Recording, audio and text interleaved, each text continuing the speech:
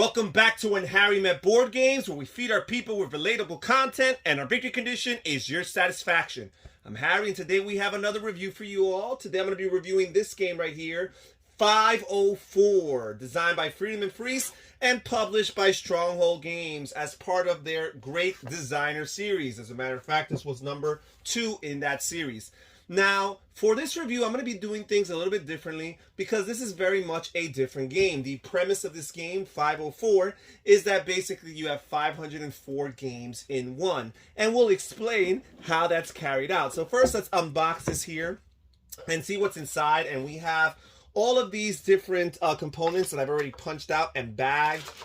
We have lots of these different pieces that are used for a bunch of the different games. Since there's 504 games, there's a bunch of different types of components. Now, one common denominator among all 504 games are these land tiles that you're going to use to make up your board, and they consist of different terrain types like mountains and sea spaces and grass fields and deserts, or not deserts, grain fields, mountainous areas.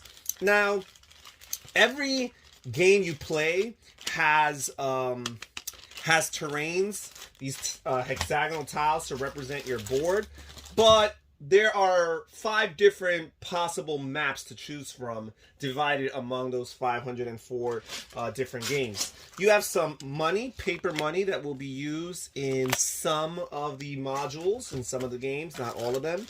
As I mentioned, most of these components are not used in every game except for the terrain tiles.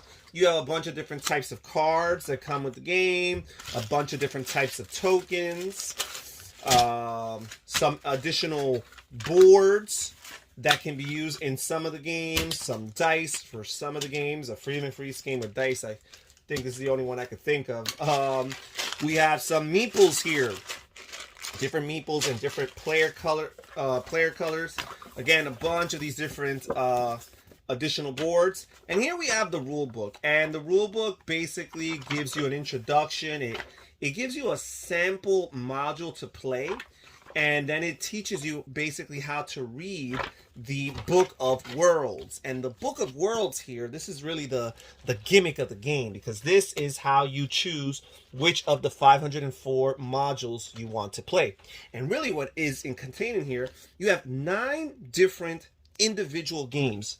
So there's a lot of overlap among these 504 games. You're not going to get 504 totally distinct games. You're going to see lots of the same things over and over again, because what's happening here is we have 9 totally different modules here. We have module number 1, and then if we flip this all over, we have module number 2. And then we flip this, we have module number 3. And these all have different map setups with your terrain tiles. They have different objectives and goals, different ways of determining turn order, different ways of using the different mechanisms, whether it's pickup and delivery or perhaps some stock market simulation, different ways of using your meeples. They tell you whether or not you have money, how much money each player gets to start off the game, and what have you.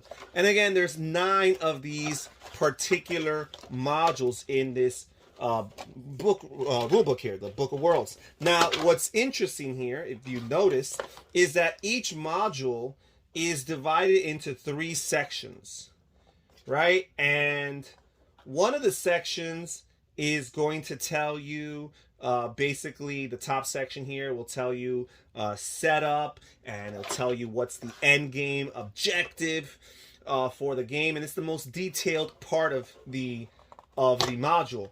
The second section is going to tell you how income is generated, how money is handled in the game. So I guess every module does have money. I mentioned earlier that not every module uses the paper money, but I think that they do. So the top section here again tells you how to set up the game, your end game condition, how you win the game. Your middle section here tells you about income, how do you generate income throughout the game, how can you make more money and more income. And the bottom part here is just some additional peripheral feature of the game that adds some flavor and additional nuances to gameplay. As you can see, it's the smallest of the 3 sections. So this thing here is divided into 3 so that you can basically mix and match different modules with each other.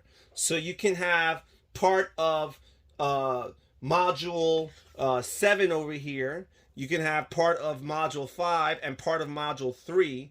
And the rulebook will say that, first of all, this gives you a number for that world. So this would be world number 753. So there's that.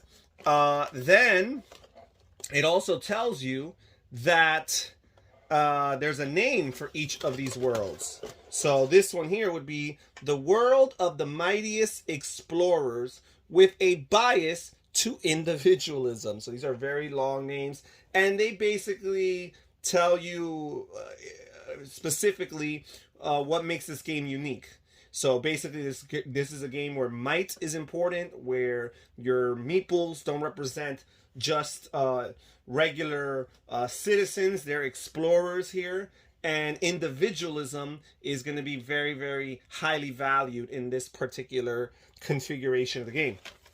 So when you combine the 9 different modules and you multiply it by 8, because there's 8 different possible additional combinations you can add to it from here, and then multiply it by another 7 here, then all of a sudden you have 504, and that's how they arrive to the mathematical equation of 504 possible different combinations of all of these different modules here. So I find that to be really cool and really neat. I had to buy this game just out of its uniqueness. One of the things that I appreciate about Friedemann Friese as a designer is his unique and creative way of designing games. Now, I have played a few of the games so far. I played this game 3 times. I played World 123, 123, which is the world they recommend for you to start with. I played World 121, and I played World 111, 111. So basically, they were all some combination with the original module. So there wasn't a great grand difference between them. But it was interesting to flip things around a little bit and make these subtle changes to the game. And of course, if I were to do something like all of a sudden play World 456, which the rulebook actually recommends that it be your second game, just to really get a feel for it.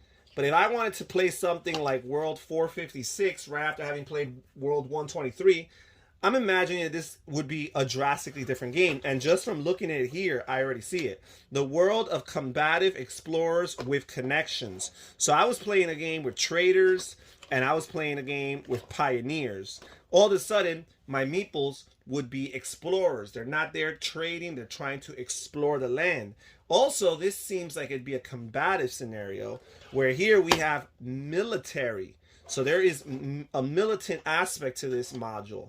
And here it says with connections. So the game does come with these pieces to represent route network connections. So that would add a totally different element to what was basically lots of pickup and delivery and trading of resources, which were the games that I played, Worlds 111, 121, and 123. So, but based on what I've played, those first couple modules, I enjoyed the game. I think it's solid. It's not anything amazing in and of itself. It seems like typical mid-weight Euro type of games, if you know what I mean. Nothing that blows your mind, nothing that's innovative in the game itself. The innovation is the idea, the concept behind 504, and the making of this game. So I'm interested in exploring this this system here. The modules were just good enough to make me decide that I'm keeping the game for now. Because sometimes I play a game a few times, and if I'm so-so about it just enough, I'll sell it. I don't have to exactly be enamored with it to keep a game. I'm pretty generous as far as the keeping of my games, if you've seen my shelves. But at the same time, I don't want to hoard. So if I feel like a game is meh, I'll get rid of it. It doesn't have to be terrible for me to sell it.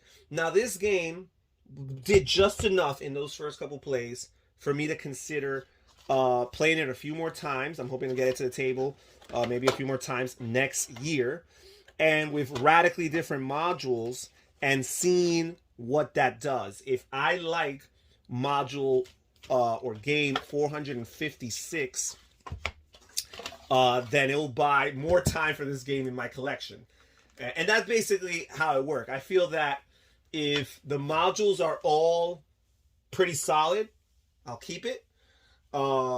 If I find a module or two that I find to be excellent or just even really good, then it'll probably be a keeper for life just for having a couple modules at that level.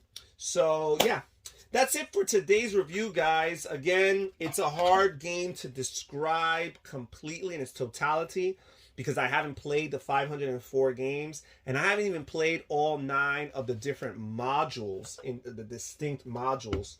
But from my sample size, I feel like it's good enough, especially if you like or are fascinated with the concept as much as I am.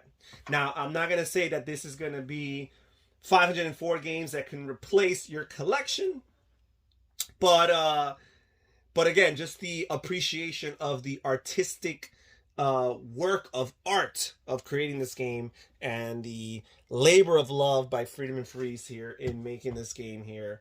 Just if you're an appreciator of that concept, it might be something you want to look into. I'm not 100% sure if it's still in print, but if it is, you'll find a link in the description down below.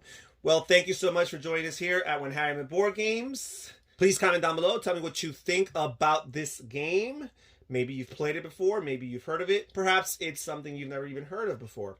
I'm interested in reading what you guys have to say. This is Harry saying take care, everybody. Stay safe, stay healthy, and have fun gaming. Bye-bye.